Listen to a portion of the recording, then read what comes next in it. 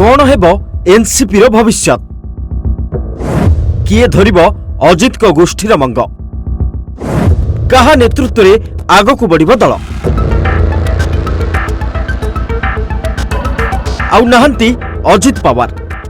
विमान दुर्घटना चलीगला तांको जीवन यह केवल झटका देनी वरं महाराष्ट्र राजनीति को दोहलाई देछि। अजित को अवर्तमान रे कौन हेबो तांको दलर भविष्यत एबे चिंतारे एनसीपी नेता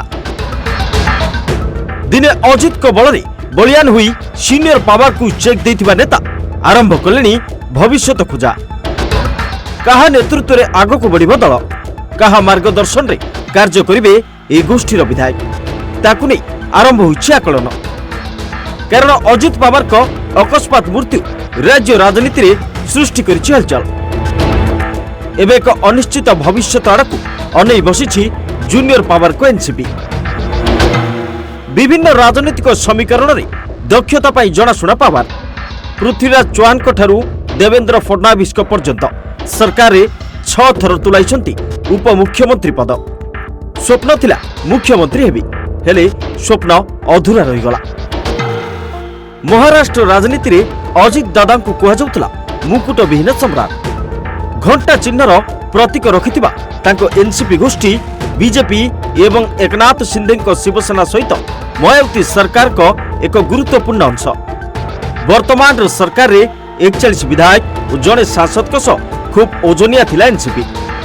एवं प्रश्न उठुछि एनसीपी रु किए हेबे उपमुख्यमंत्री कहा उपरे भरोसा करिबो फडणवीस सरकार गोष्ठी रहिबो ना भांगी जीवो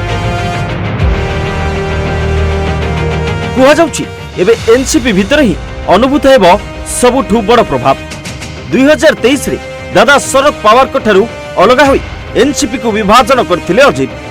किंतु सांप्रतिक संकेत गुड़िक मिलन को सूचाई देथिला।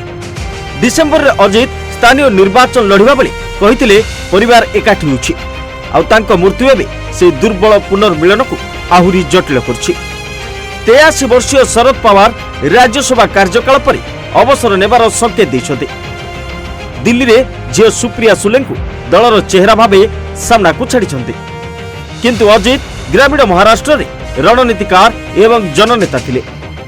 तेणु तांको बिना गोष्ठी एबे नाटकीय ढंगरे परिवर्तन भी होई पारे निजे द्वंद्वर सम्मुखीन होउछन्ति पवार परिवार